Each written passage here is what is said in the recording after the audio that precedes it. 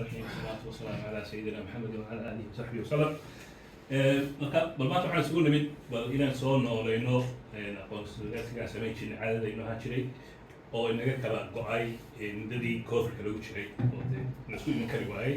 marka haddee raggaan ogeyn markii hore halkan aan isugu iman jirnay waxbaa la isu idaarsan jiray isagoo wuxuu yaqaanu soo bandhigi jiray dad badan baa iman jiray oo intaynan ka badan laakiin dhamooda ogan maayaya. marka runtii baan rabnaa inaan dib u soo xiriirno maadaama xafiisku iska xidhan yahay oo waxba laga faa'iidaysanaya lacagna lagu bixiyo aliis baan isku nimaado waxaan kala faa'iidaysano taas weeyaan ujeeddada ka dambaysa kulankan maanta iyo kuwa dambe soo socda haddii la yidhaahdo. marka mawduucan ka hadli doono laba qaybood buu noqonayaa. qaybta hore waxaan soo diyaariyey hordhac ka sheekeynaya cryptocurrency waxa la yidhaahdo,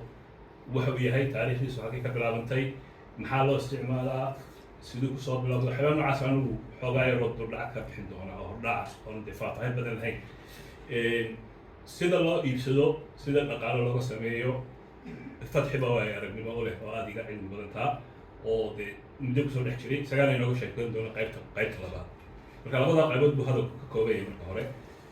marka waxaan ku bilaabi doonaa bal waxaan cryptocurrency-gu yahay iyo muxuu yahay iyo siduu usoo biloobma sidee loo sameeyaa, muxuu kaga duwan yahay lacagta caadiga, lacagahan eegi doonaa aan isticmaaleed bonds iyo dollarki sidee u yimaadaan ama wuxuu kaga duwan yahay cryptocurrency. horta cid isticmaasho ma jirtaa hore u maqashay sheekada oo fatxi ahayn? waan maqlay laakiin way isticmaaleen. dadku saas u badan yihiin way maqleen laakiin dadka isticmaalaa way yar yihiin. marka waana sheegi doonaa dhibaatada ka iman karta iyo faa'iidooyinka uu leeyahay. labadaba uu leeyahay, faa'iidana uu leeyahay, khasaarana uu leeyahay. marka hadalkan hadda aan jeedinayna maaha talo financial ama hawla leeyahay qofku waxaa sameyn leeyahay maaha, waa iska warbixin qofku inuu ogaado kaasi. marka dibma lahi iibsada oo lacag baad ka helaysin sheekadaas maaha. okay, marka cryptocurrency muxuu yahay marka hore waa ka bilowna. marka wuxuu yahay lacag electroniga. lacag waa laba qaybood. lacag waa lacag adagoo taaban karto warqad ah, 10 boqol iyo 5 boqol iyo waxaa la yaqaano waa physical, waa taaban kartaa. laakiin tan crypto la yidhaha waa digital, waxay ku xisaabsan tahay waa electronic oo waxaa arkayso taaban karta maaha. marka waxaa ku beesgaraysantahay cilmi la yidhaahdo cryptography oo ah cilmi computer science kamid ah, qayb kamid ah oo isaga gaar loo barto oo waxa la cryptography waa siyaabaha sirta loo qadiyo ay su-aal ku noqonaysa. laguma isticmaalo cryptada, laguma isticmaalo cryptography, waxaa lagu isticmaala waxyo badan. markaad online wax ku iibsanayso oo kale, online bankiga markaad isticmaalayso oo kale, markaad lacagtii dirto ee kaa baxdo dhexda waa loo joogsan karaa oo la ogaan karaa, laakiin sidee baa lagu badbaadiyaa weeyaan. marka waa la qariyaa, waxaa lagu daraa key ayaa lagu xidhaa adag oona cid kale ogeyn oo bankigaaguna ogyahay. marka bankigii markay gaadho uu ogaan karaa wixii aad rabtay, laakiin hadduu qof dhexda u joogsado yani waxa aad diraysay uu qabto ma fahmi karo wuxuu yahay, ma garan karo lacag inaad dirayso, account numberkaaga lama ogaan karo, passwordkaaga lama ogaan karo, bin numberkii aad gelitay lama ogaan karo. berigii hore dhibaatadaasaa jiri jirto, waa la xadi jiray moogta waxaad electronic ku dirto. laakiin markii lasoo saaray cilmigan cryptography la yidhaahdo waxyaabo badan uu bedelay oo sirta lagu qariya ayay noqotay. taariikhda dad ku noqono masalan dagaalkii labada adduunka Germankii iyo reer galbeed iyo Ingiriiska Faransiis islayn jireen, waxyaabaha lagu jebiyey Germanka waxaa ka mid ahayd cilmigaas. berigaas soo baxay oo Ingiriiska ayaa ugu horreeyey qolinkii soo aasaasay oo waxay ogaadeen hab sirtan isku darayaan ciidamada Germanka ee meelaha kala joogaan ayay ogaadeen ay jabsadeen. marka meesha ciidamada la geynayo waqtiga la geeyo waxaasoo dhan bay soo ogaadeen. waxyaabihii lagu jebiyey Germanka waxaa ka mid ahaa cilmiga cryptography sirtooda ahaa enigma baa la odhan jiray. meel Stockholm ku taalla Stockholm agteeda weli waa madxaf la daawaday imika waa la tagaa, qofkii doona usoo ari karaa sidii loo jebiyey iyo nin waxaa la yidhaahdo Alan Turing baa la odhan jiray, Ingiriis buu ahaa, ninkaasaa soo saaray cilmigaas. marka adduunku wuxuu ku kala socdaa oo dhaqaalaha iyo online-ka iyo wax la iibsanayo o dhan wuxuu ku beesgaraysan yahay cilmiga la yidhahdo cryptography. jaamacadaha lagu dhigtaa oo cilmigaa siisa loo barto. marka bahashan cryptocurrency-ga la yidhaahdo laguma samayn karo masalan waxaa la odhan jiray fake ama forgery laguma samayn karo sida lacagaha kale caadiga loo samayn karo. waxaana lagumana samayn karo waxa la yidhahdo double spending. Soomaaliga double spending waxay ku noqonaysaa lacagaad 2 goor isticmaashay مثلا هذا 10 بون يمكن كان كيف ستوك عليه 10 كي بون waxaad u dhigtay ninkii wax ka iibiyey mar kale ma isticmaali kartid adoo 10 kale isticmaal moojaan marka berigii hore lacagta electroniga la soo saaray dhibaato noocaas ah jiri jirtay maxay wuxuu waa nambaro meel ku qoranayaan oo dirayso marka haddaad مثلا aad wax ku iibsato lambarka lacagta electroniga ah mar kale haddana waad diri kartaa lambarkii wax kale aad ku iibsan karta marka laba goor baad isticmaasheen noqonaysa waa taasaa marka hore dhibaato xooga dhici jirto ka hor iman jirtay in marka lacagta electroniga la isticmaalo markii dambe waxaa la soo saaray si looga hortagi lahaa arrinkaas marka baashan cryptocurrency-ga la yidhahdo ma bixiyaan bangiyada iyo dowladuhu shaqo kuma laha ma controlaan oo waa unregulated oo iyagu shaqo kuma laha mana control karaan waa xorriyad oo na freedom wayna ka jaban tahay oo ka dhaqso badan tahay markaad lacagta dirayso xawaaladii waxaa soo laga waqti qaataa laakiin bitcoin markaad ku iibsato markii wixii waa bixinaysaa marka faa'iidooyinkeeda ka mid ah waxa weeye waxbaad ku iibsan kartaa waa lacag caadiya investment baad ku samayn kartaa maalgashi waan arki doonaa taas oo loo sameeyo kulli fatix baa taa inooga hormi doonaa waana hanti aad wax ku kaydsan karto dad lacag aad meel rabtaan muddo dheer aad rabtaan ku taalo maxaa khasaaraheeda ka mid ah waxa ugu lagu canaantaa oo dhibaatada cryptocurrency-ga ugu weyn waxay tahay price-ku isbedbedela kol graph baa tusi doona si isku bedelay ilaa 10 sano u dambeeyay marna kor buu tagaa marna hoos buu tagaa marka wax la prediction lagu samayn karo maaha oo ma si malayn kartid siduu u dhici karo waxaa kale dhibaatadiisa ka mid ah wuxuu isticmaalaa energy badan oo electroniga amiga waxaa ku qoran hal bitcoin marka la samaynayo kore energy-ga ama korontada ku baxdaa waxay u dhigantaa 50 cisho guriga aad korontada ku isticmaali karto kale ay u dhigmaysaa sida loo sameynayo halkaa bitcoin marka wuxuu khasaarayaa baa layidhi koronto badan oo bi-adana uma fiicna waxaad maqashiin climate waxaa jira ma ogtahay global warming iyo waxbaa ka sheekeeyaan waqti cimiladu isbedeshay oo waxyaabaha warshadahan iyo waxa la sameynayo dhan ayaa buucan qayb bay ka mid tahay layidhi markaa taasi bitcoin-kaas dhinacaada waxaa ku sawiran greenka ah cryptada noocyadeeda hal bitcoin un maaha qaar kalaa jira ethereum mid layaabaa jira US dollar coin mid layaabaa jira oo dollar ku beesgaraysan cardano mid layaabaa jira oo fatxi baa wax ka iibsan jiray berdhawey dogecoin kuwaas oo qaybo ka mid a laakiin ka ugu caansan ee la wada yaqaano si rasmiyana loo isticmaalo waa bitcoin dhibaatadiisa kale waxaa ka mid a nimankan criminalka ee waxaa galay ayaa isticmaala oo ransomware madax furasho wax la yidhaha ayaa lagu bixiyaa مثلا shirkad bay u dhacayaan informationkii hayeenoo dhan baa laga qaadanayaa waxaa leeyahay intaasoo milyan bixiya haddii kale sabtiin aan fashileyna oo adduunka soo bandhigayna marka habka lacagta lagu bixiyo laisku furto waa bitcoin baa la isticmaala maxaa lay si loo raaca ma laha haddaa lacag masalan ay isticmaal lahayn lacagtan caadiga maxaa dhibaato iman lahayd dad malaynaysa dowladda waa dabagelaysa dowladdii way ogtahay meesha lacagtan qof bangigan qof kale iyo akoonka qof kale oo la ogyahay oo lasoo dabagelaya dareeskiisa saa la hayaa qofka la soo heliyo oo la soo helaya markiiba laakiin bitcoin-ka isticmaalaan si aan loo soo raacraacay marka arrin iminka aada looga carqaado oo masalan ransomware-ka wax la yidhaahdo shirkadaha dhibaato weyn bay ku haysaa iyo masalan dowladahaba qaarkood iminka anagu NHN shaqeeyaa 2017-kii waad maqasheen in hack lagu sameeyey oo waxaa waana karax loo odhan jiray baa dhacay oo dhakhtaradii baa isbitaay qallinadii baa la samayn kari waayey dadkii masalan kansarka laga daweynayay baa la daweyn kari maxaa yeelay systemkii oo dhan bay xidheen lacagna way rabeen in la siiyo marka dhibaatadaas oo kale keeni karaan bangiyada loo dhacaa dowladaha qaarkood baa lagu sameeyaa ransomware oo dowlad dhan baa waxooda dhan la joojinayo inay lacagtaa bixiya haddii kale waxba dib ma shaqaynayaan waddan wuxuu ahaa waddanka horta Venezuela bay ahayd berlawey saa u sameeyey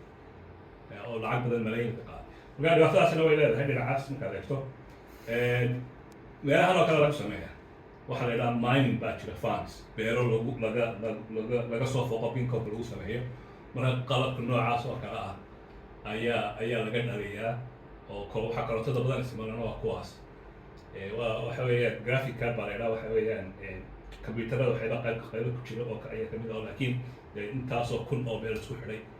ayaa marka bitcoin-ka waa xisaab la xalinaya ku beesgaraysantaha xisaab adag oo xalinayo markaa qofkii xaliya abaalgud waxaa loo siinayaa bitcoin noocaas marka kolley taa tactical meel waa adag sida looga shaqeeyo marka waxay ku beesgaraysan tahay mathematics xisaab weeyaan marka taariikhda hadda dib ugu noqono xagee ka soo bilaabatay sheekada markii horeysa waxay soo baxday 2008kii nin la yidhaahdo Satoshi Nakamoto ayaa soo aasaasay oo warqad qoray oo kaga sheekeynaya sida loo samayn karo lacag electronic marka isagu ujeedadiisu waxay ahayd sidee baa looga baxsan karaa dowladda controlkeeda oo qofka dadka lacag xorriyada loo samayn karaa oo dadku maamulaan ila dowladda maamuliya marka ninka lama yaqaano wuxuu yahay waa nin mystery oo lama yaqaano wuxuu yahay ilaa imika lama garan karo qofkaas wuxuu yahay waa magacun buu la baxo oo warqad buu soo qoray la yidhaahdo bitcoin beeban marka ninkaasaa sheekada marka hore soo bilaabay laakiin ka horna laga sii sheekeyn jiro hamad way ku jirtay dadka masalan sidee baa lacag loo sameeyaa electroniga oo lagaga maarmo bangiyada iyo central bankiga iyo dowladdii bana soo faragelin laakiin dhibta markaa berigaa jiri jirtay loo samayn kari waayo waxay ahayd tii haddaan kasoo sheekeynayna ahayd double spending laba goor la isticmaali karo lacagta electroniga taasaa mogta xal loo heli waayey marka ninkana xalkaasoo helay oo bitcoin ku shaqeeyo marka waxay ku salaysan tahay xisaab la yidhaahdo mining waxaana xadkeedu ku kooban yahay 21 milyan oo bitcoin markay gaadho ay istaagaysa marka ilaa iminkana ilaa 90% oo kale already waa la isticmaalo waa la soo helay goorma lagu iibsaday markii ugu horeysa wax lagu iibsaday maxay ahayd sheekada waxa ku sawiran biisa ku sawiran waan malaynayaa iyo taariikh 22 May 2010kii ayaa ku iibsaday laba biisa 10,000 oo bitcoins waqtigaas waa 2010kii ya marka imika leeka u dambeeya dad aynu xalaysan markii November 2021kii sicirka marka hadda ay noqotay bitcoin haddii labada biisa la qiimeeyo waxay noqon lahayd 670 milyan oo dollar ay ku kici lahayd biisadaas qiimaheedu u dhiganta marka isagu wuxuu ku bixiyaa $50 baa loo xisaabiyay labada biisa waqtigaas aduu 10 sano ka bacdi labada biiso isaga waxay ku kacday intaasoo milyan hadduu masalan 10,000 ka bitcoin uu haysan lahaa uu la sugi lahaa masalan 2021 intaasoo milyan buu heli lahaa marka dadka adduunka ugu khasaaro badan baa ka mid yahay ninkaas waa kala tagayo biisadii iibsaday iyo carruurtiisii marka waqtigaasuu twitterkaa soo qoru leeyahay waxaan ku iibsaday bitcoin 10,000 oo bitcoin baan ku iibsaday laba biiso wuu ku faraxsanaado ninkii ugu horreeyay wax ku iibsaday marka berigaasi laakiin hadduu sugi lahaa bilyaneer ku noqon lahaa marka dad badan oo dhacaasaa jiray anigoo dhan beriga soo baxda baa ka iibsan jiray laakiin lama sugin wax badan waxba haysan jiray moogta laakiin de yaa ogaan intaa noqonayso maadaama xag berigaa yar hay lahaa inuu kaaga moo fadhiyeenba marka sidaasuu soo baxdo wixii lagu iibsaday waxaas ahayd laakiin de wax kasta waa lagu iibsadaa anything gaari guri anything waa ku iibsan kartaa okay maxay kaga duwan tahay lacagta caadiga ah ee isticmaalayeen aynu naqaano waxyaabaha kaga duwan tahay waxaa ka mid ah dowladdu ma samayso lacagtan dad baas ka samaysa oo shicba caadiya lamana controlo dowladdu ma controlto bangiga dhexe ma controlo dowladdu ma controlsho network waxaa jira la yidhaahdo bitcoin mining oo masalan dad caadiya ayaa ka controla limited supply waxaa jira xad bay leedahay ay gaadhayso oo 21 milyan ee bitcoin markay gaadho way xadkeedu lacagta caadiga xad ma laha waa samayn karaa intay doontay dowladdu samayn kartaa lacagta waan arki doonaa dowladdu si lacagta samayso mar dhow marka lacagta caadiga naqaano waxyaabahaas kaga duwan tahay oo waxyaabaha ugu weyn ee kaga cadaan dowladdu waxa weeya ma controli karaan iyagu oo way ka baxsan tahay controlkooda yaa lacagta hadda bal dib aan ugu soo noqono lacagtan iminkaan isticmaalo ma taqaani sida loo sameeyo lacagta caadiga ee dollarka kan iyo bonk oo kale ayaa sameeya maxaad malaynaysa central bank central bank okay haye siduu sameeya marka كل كونترا كونترا وصينية haye مرشدين سميها يا مان هذا lacagta laba nooc weeye lacag waa lacag la taaban karo oo noodka ah iyo lacag electronic ku jirta bangiyada kaydka oo kayda kale safe baa la yiraahdaa marka lacagta waxa sameeya bangiyada sameeya sida uu sheegay balance oo waxa ku sameeya waxa la yiraahdo dayn credit ayaa isticmaala ka soo qaad bangi baa tagtay $10,000 baad ayaa dalbatay dayn lagu siiyo bangiga markuu lacagta ku soo shubo bangigu akoonka ku soo shubo xaquu ka keenay bangigu lacagta marka hore mabeel buu ka soo qaado qasad buu ka soo saaray lacagta mise waa number isagu iyagu iska samaystaan reserve bank reserve bank ma taas waa iyaga reserve wax ka dhaxaysa bangiyada iyo central bank ka dhaxaysa laakiin adiga markuu lacagta ku siinayo xaquu ka keenay bangigu lacag qof kale lahayo bangiga ma waxa u dhigmaya dahab adigu way jiraan wax dahabiya laakiin waxay u badan tahay oo yiraahdaan lacagta bangi isagaa ka samaysanaya oo number buu kugu qoraya in akoonkaaga kugu soo dhidiyo lacagta alle isagoo dhinaciisa wuxuu ku qoranaya waxa la yidhahdo waxa jira waxa la yidhahdo balance sheet ay leeyihiin bangiyadu dhinac waxay ku qoran waxyaabaha ay leeyihiin iyagu dhinaca waxay ku qoran waxyaabaha ay dadka ku leeyihiin marka markii adigu lacagta ku siiyo oo ledger oo kala jira oo debit iyo credit bay kala leeyihiin waa accounts waxyaabaha accounts loo isticmaalayo marka markaas oo lacagtii uu ku siiyay ku qoranayo inuu lacag uu leeyahay uu qofku leeyahay laakiin lacag uu meel ka soo qaado oo cash uu adiga kuu soo wareejiyo ma jirto waa number uu akoonkaaga u soo wareejiyo marka saasay badanka lacagta lagu sameeya imika halkaa waxaa ku qoran saddexdaa hoose lacagta ka marka masalan percentage lacagta jirto oo dhan UK oo kale lacagta notice-ka iyo coins-ka wax u dhigmaan 3% lacagta guud ee UK ka jirta oo lacagta aan naqaanay taaban karno oo 3% oo wax yar waraqada daabacan ya waraqada daabacan 3% sideed iyo tobanna waa reserve baa la yidhaha waa bangiyada ayaa central bank ka dhigta oo haddii wax ku dhacaan taasi dib ugu noqdaan oo waa kayd oo waa reserve oo kale goobta lacag meel taal 79% oo kale waa deposit waxa weeye lacagtan iyagu iska samaysanayaan ee deynta ku bixiyaan marka lacag badankeedu waa lacag laga sameeyay hawada ajnabi weeyaan iska artificial artificial weeyaan lacag marka saas kale lacag ku sameeya marka bangiyada taas waa midna waxaa sameeya dowladda bangiga dowladdu leeyihiin oo central bank marka laba bangi baa jira adduunka kale commercial bank baa la yidhaha oo kuwa ganacsiga iyo qaata kuwa deynta laga qaatay maalgelinta waxaa sameeya midna waxaa jira central bank oo dowladdu leedahay oo dowladda maamusho markaas central bank wuxuu xadhiba oo siyaasaddu soo dejiya policies buu soo dejiyaa bangiyada kale lagu maamulo marka lacagta haddaas aan leenahay iyagaa sameeya xad bay leedahay ayna dhaafi karin oo bangiga central bank uu iyagoo sameeyay haddii kale wuu iska wadi lahay weligood ba moogta si xad buu u dhigaa intaa ma dhaafi kartin baa la leeyahay marka isagu bangigan centralka qudhiisu lacagta mar buu sameeyaa oo wuxuu iibsadaa waxyaaba la yidhaahdo bonds ay shirkada kale ka iibsadaan marka waa waraaqo ay dowladdu ugu ballan qaado inay lacag sii doonto iyaga hadhow oo dowladdu kasii iibsanayso markaas haddii jirto inay lacagtu masalan boonka hadduu dhaco kale ama dhaqaaluhu uu isdhimo central bank lacag buu soo geliyaa suuqa si uu dhaqdhaqaaq u bato marka sharikadaas ama bangiyada kale ayuu ka iibsadaa bondskan iyagana cash oo kale u soo siinaya markaa saasoo haddana dhaqaaluhu dib ugu soo dhacay marka waxyaabaha bangiyadu ay u khasaari leeyihiin oo kale waxa weeyaan dhaqaalaha dhan iyu ku salaysan yahay berigii dhawadee maagtay 2018 bay ahayd bangiyadu khasaareen oo kale yaa kabood dib u soo celiyay dowladda ayaa lacag ku qabtay هذا سنترال baa ka lacag ku qabtay lama odhan mogto khasaarteena xidha oo bangiyada halada xidho lama odhan mogta maadaama ay iyagu lacagta samaynayaan oo kale qaar markii maraykanka wala xidhay qaar baa jira waqti iyagu aad wax u khasaaro laakiin badankooda dowladda ayaa cashuurta inaga lanaga qaado ayaa lagu qabaa halkaan ka dhexgala anaga hataa kale bangiga noogu weyn UBS baa la yidhaha haye wakii maraykanku ku kacay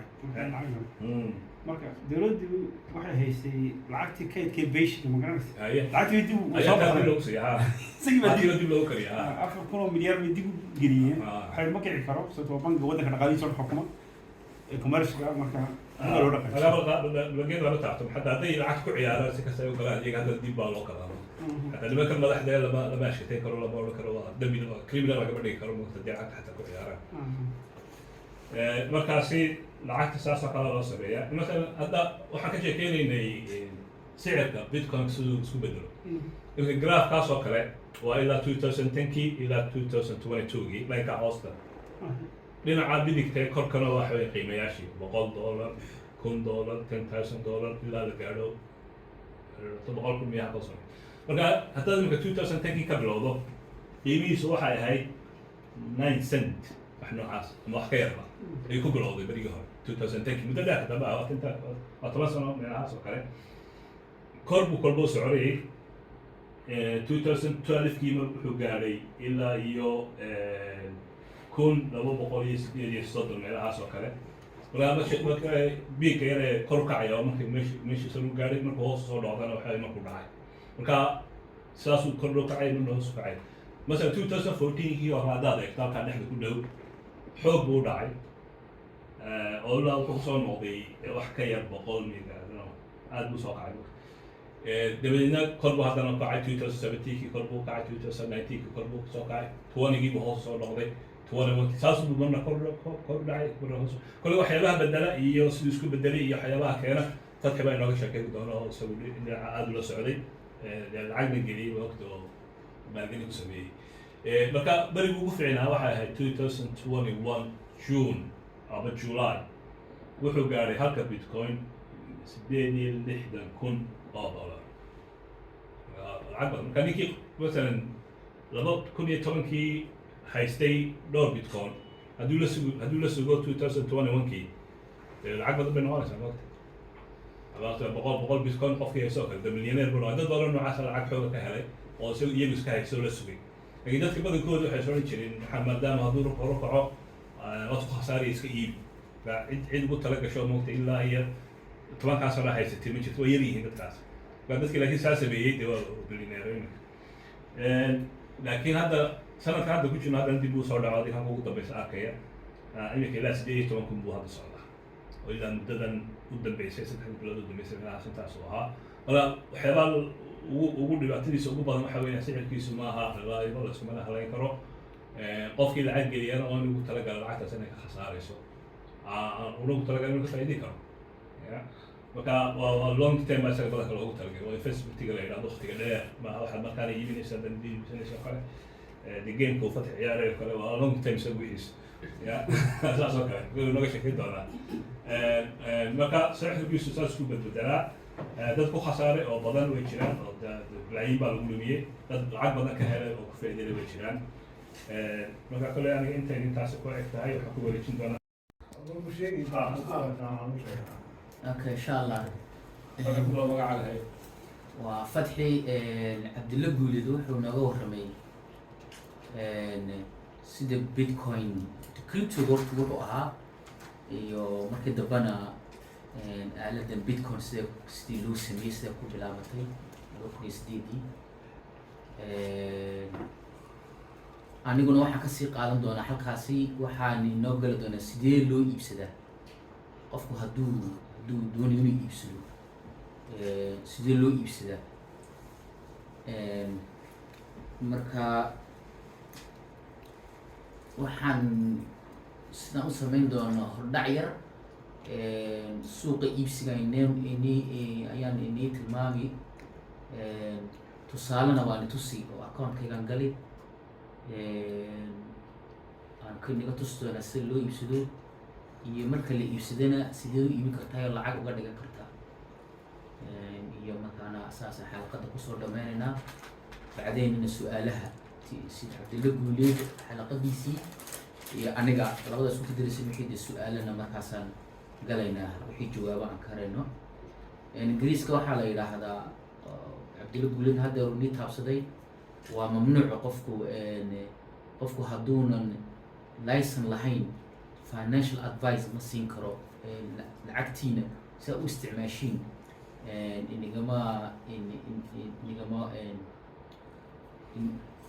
tala inagama siin karo haddaana licen dowladda ka haysan tala bixin ma siin kartid marka waa inaad ogaatid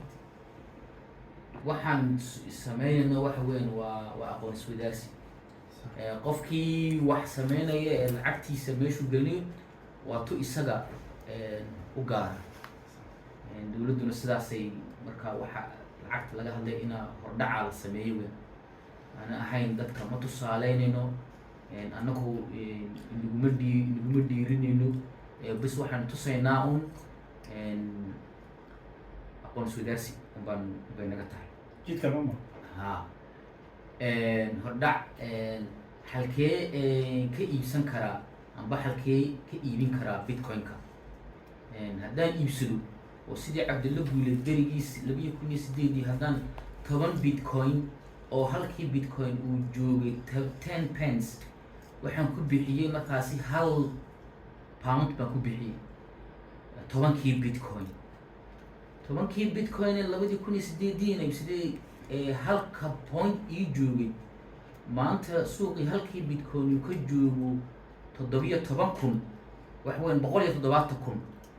iyuu ii noqday 170,000 sidee u iibin karayoo lacag uga dhigan karaa taana waan tusi doonaa ujeeddadu aan sheegnay aan nidhi bitcoin-ku waayo wuu u kacay intaasoo dhan waxa weyaan cilmiga lagu saleeyey waxa weeyaan inay 4 sanoba waxaa jirta waddanka waxaa jirta lacagta ingiriiska waxa la idhahdo inflation baa jirta 4 sano maaha laakiin xilli kasta sana kasta u dhaca oo inflation waxay ka dhigan tahay wixii shalay aad sanadkooda wax ku iibsanaysay lacagtiisii way korodhaa way korodhaa waxay ka dhigan tahay dowladda ingiriiska ayaa lacag dulsaara samaysa marka waxaa la yidhahdaa rate-ka la yidhaahdo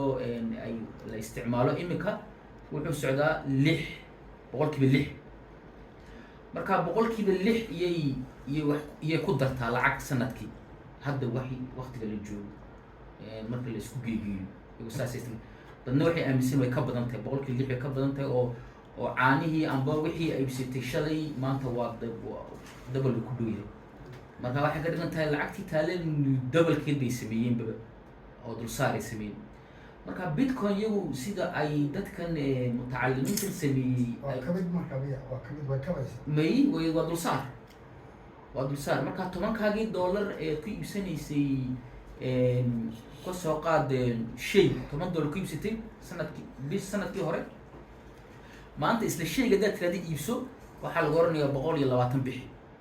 marka 20ku waxa weeyaan waa 20 ay dowladdu samaysay ay lacagtaadii ay fasakh bay ka dhigtay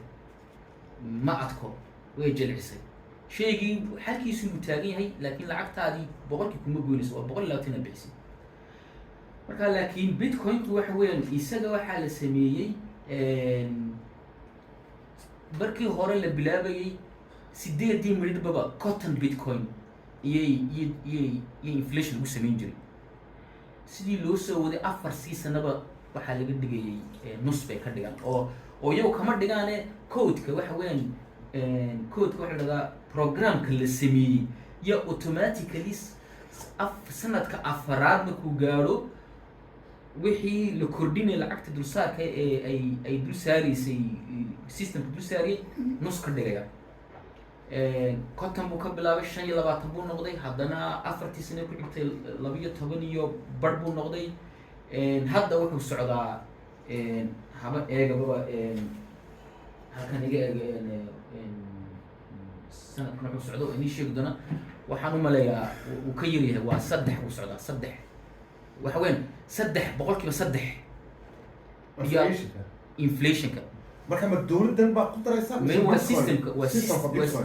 waan hadda ka hadlaynaa bitcoin maaha arrin dowladda because ingiriisku lacagtiisu mas'uul ka yahay mareykanku lacagtiisu mas'uul ka yahay waddan kastaba lacagtiisu mas'uul ka yahay dollar mareykanku waa dollar ingiriisku waa pound europeanku waa euro ruushku kiisiisa waddan kastaba tiisu laakiin bitcoin-ku waxa weyn waa adduweynaha waa system waxa shaqeynaya waa program adduweynaha laga isticmaalo internet ma laha okay insha Allah adu waa inflationku uu ka yaryahay su-aalaha hadda weeyaan inaga jawaab doona suuqa iibsigu waxaan la tilmaamay halka laga iibsado ingiriiska marka wadamada kale ma garanayo ingiriiska kuwa ugu waaweyn ugu wanaagsan waxa weeyaan waa Coinbase waxa weeyaan waa shirkad Mareykana shirkadaasi license bay lahayd stock exchange-ka uu ku jirta Mareykanka oo stock-giisa waa la iibsan karaa macna Coinbase waa shirkad website bay leedahay websitekaas accountka qof ka samaystaa accountka username iyo password baad samaysanaysaa maraykanka iyo yurubtu waxay sameeyeen qofka waxa la dhahdaa KYC know your customer waxa la dhahdo qofka accountka samaystay waa inaa la ogaado inuu qofkan inuuna ahayn argagixiso inuuna ahayn irani amba dadkan ayna ogolayn inay accountka samaystaan sidaa aawadeed markaad samaysatid account waxay kaa rabaan licenkaagii waxay kaa rabaan iyo sawir bay kaa qaadayaan wejigaaga iyo licenkaaga iswaafaqayaan addresskaaga iyaad gelinaysaa proof of address bacdeen baa account lagu sameyn waxa weeyana waa shirkad jirta ta labaad anu ma garanayo laakiin ingiriis ka shaqeysaa Coinmania anu ma isticmaalin waxaa jirta local bitcoins isaguna waa website waa laga register berigoos waxay ahaan jirtay dad baa iibinaya marka Birmingham waxaa jirta qof hadduu doono qof baa oranaya inuu bitcoin baa hayaan waan iibinaya qofka kale doonaya iibsado iyo ka iibsanayo lacagta u geenaya amba halka lacagta uga diraya isaguna bitcoin kugu soo diraya haddana qofka aaminsanayn meel maqaaxiyaad kula kulmi ama meel la garanayo waa iska wadaarsanaysiin adiguna sida haddaad iibinayso bitcoin haysid halkaas iska registreni dadka suuqa iibsanaya ayaad la kulmi bitcoin-kaagii baad siini iyaguna lacag bay ku siinayaan taasi dadka waxaa u fiican dadka doonaya inayna dawladuhu ogaan amba dee tax lagu ogaan yaa isticmaala waxa weyan waa suuqan caadigii shaksi weyn Binance waxa weyan waa ta ugu weyn waxaa iskale Hong Kong baa yaa laga registreyey laakiin ninka sameeyey waa reer Canada waa nin dhayara waana ta ugu weyn Binance anu account ku leeyahay eToro iyaduna waa account waa shirkad iyaduna waxa weeyaan Yahuudiya laakiin iyaduna waa iska register karaa crypto.com waa saas oo kale waa German baan malaya adigu European fadhiyo ka soo kale intii su'aasha hadhow ma wajhusi wax taa ku shaqalay hay waxa jiray taa horeysay markaad shaqaysay waxa la rabaa sawirkaaga iyo waxa go'ay marka dhamaantood ma wada rabaa waa la rabaa dhamaantood waa sax dhamaantood waa wada rabaa si loo ogaado imika local bitcoin waa iska registreni laakiin adduunyadu ka jira meel kasta iska registeran kartaa laakiin kuwa kale waa ingiriiska waa inaad account-kaagii lahayo iyo proof of address-kaaga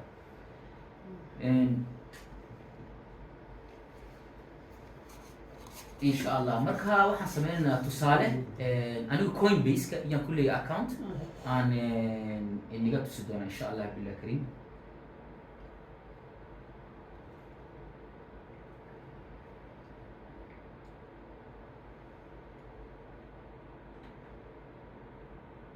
marka Coinbase-ka waa kan waxaad oranaysaa Coinbase hey raalli ahaad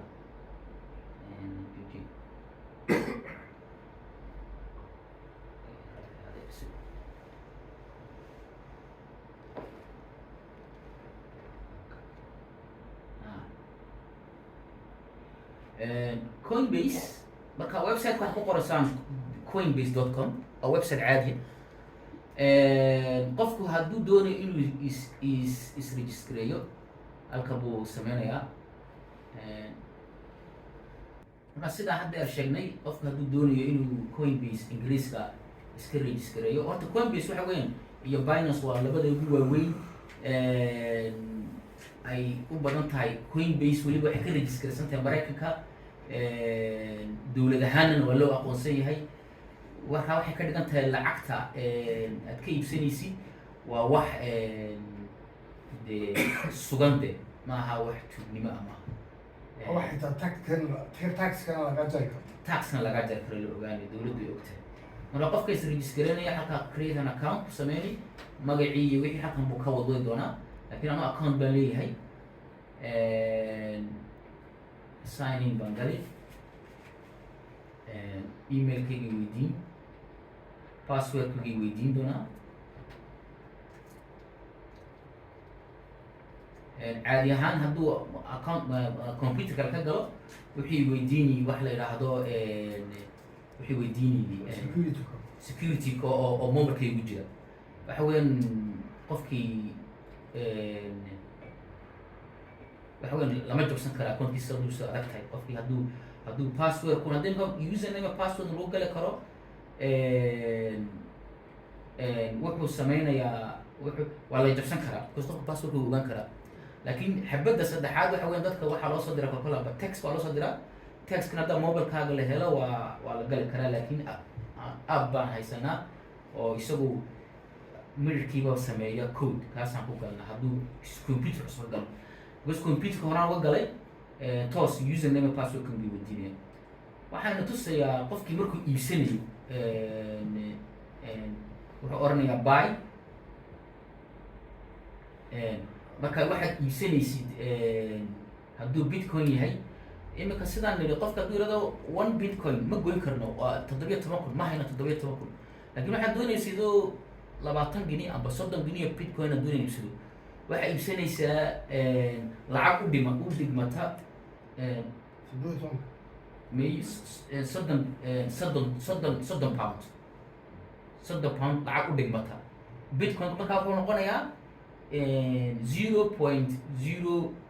wax ka yar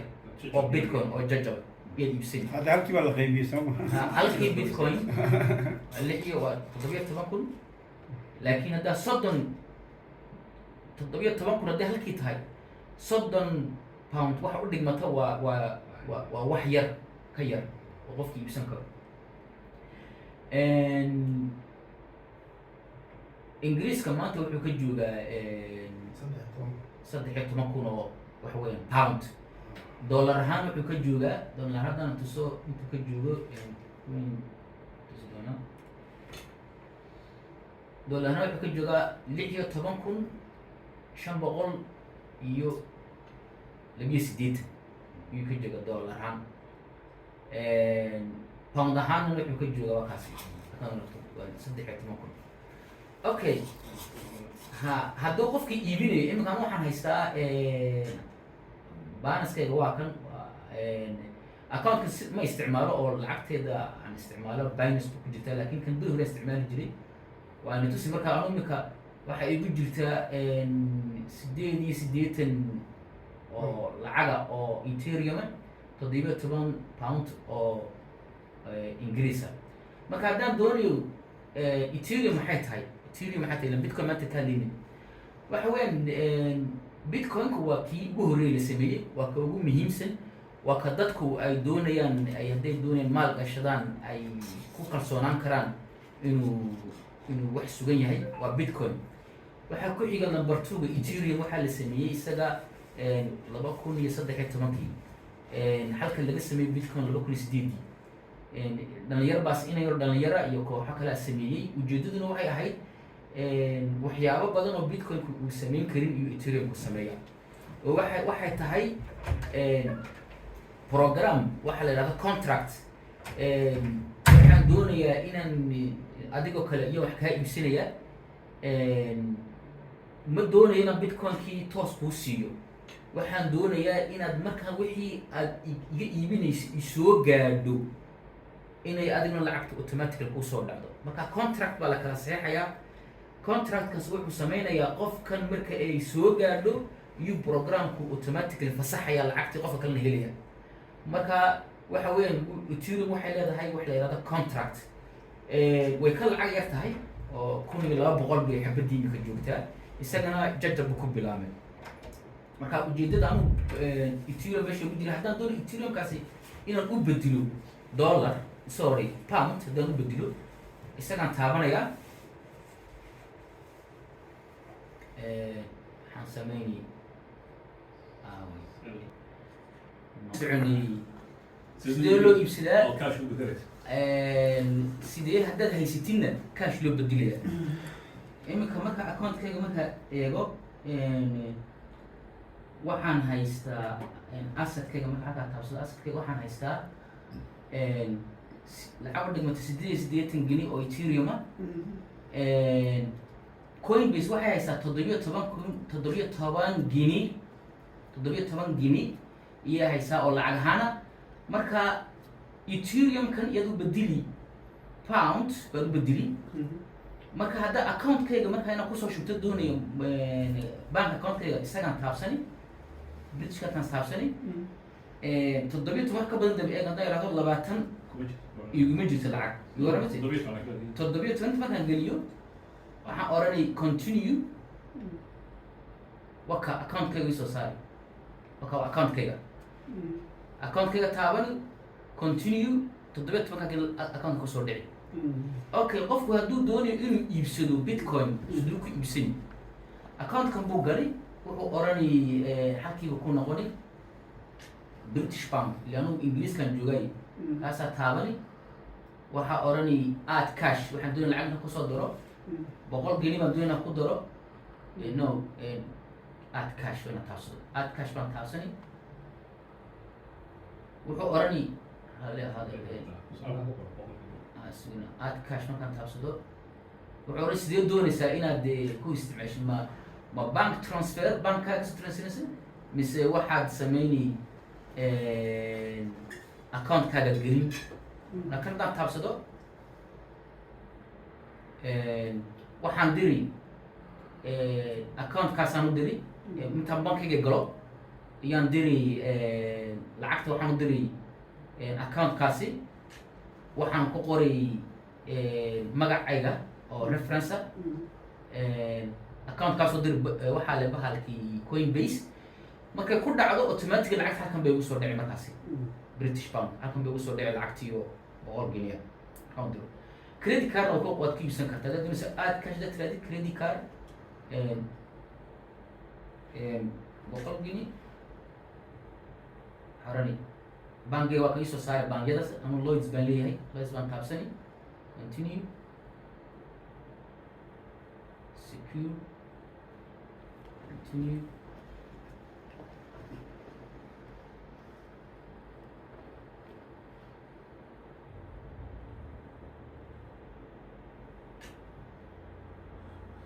bankiga gali scan discount iyo mobile-kayga haddaan account-ka app ku haysto saasaan sawirka ugu qabani account-kaygu toos u gali lacagtii 100 geni ka saaran automatically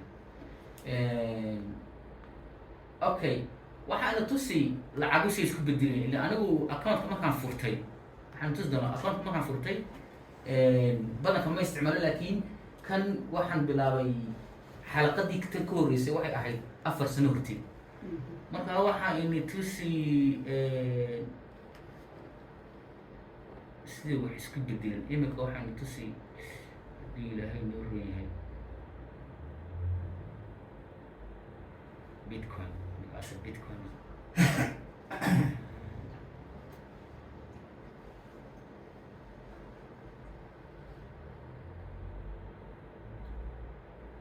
إنسان إحنا والله. kan waa inta lagu iibsan okay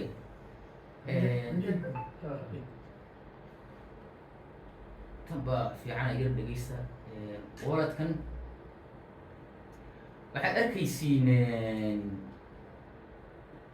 laba Ethereum iyaan iibsaday waktigan 100 geni baan siistay 2 Ethereum waktigana goormay ahayd 2019 waxaan siistay 100 geni maanta labada Ethereum wuxuu joogi lahaa haddaan lacagtaa haysto 1200 laba ku dhufo 2400 ayaan taasi haddaan haysan lahaa oo weliba anu account-kayga tusaale aan tusay inaan iibsaday waan wareejiyey meel kana ku wareejiyey laakiin ayaan taasi lacagtii aan ku iibsaday qofka intaasu faa'iiday waan igaa diray waxaan tusi bitcoin inaan iibsaday waktigaasi intaan iibsadayna waan tusi doonaa waxaan iibsaday bitcoin waxaan iibsaday 900 baan siistay 900 iyo 61 yaan siistay point ha 2019 waxaan iibsaday waxa ii noqotay waxaan iibsaday ahayd 0.15 bitcoin aan eegna intuu joogo 0.15 bitcoin waxaan eegaynaa si bitcoin to pounds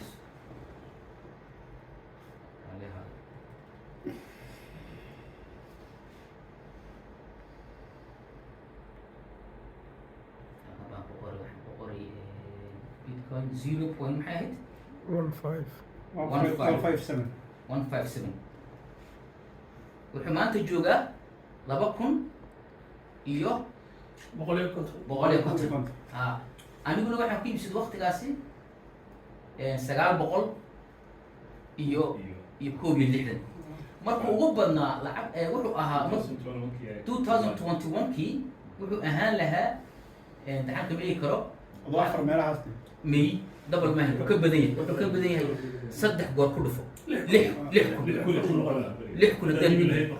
6 kun Afal lacag way nagu sheekaysaa. afahmsa marka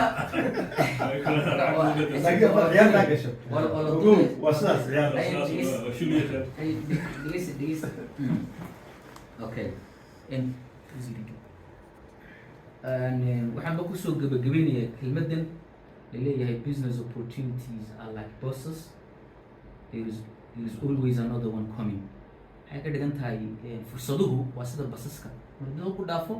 ku kalaa jira marka inta aan nool nahay fursadun baa jira fursado badanna saasaa dhaafay tusaale oo dee xaqiiqdiina waan tusay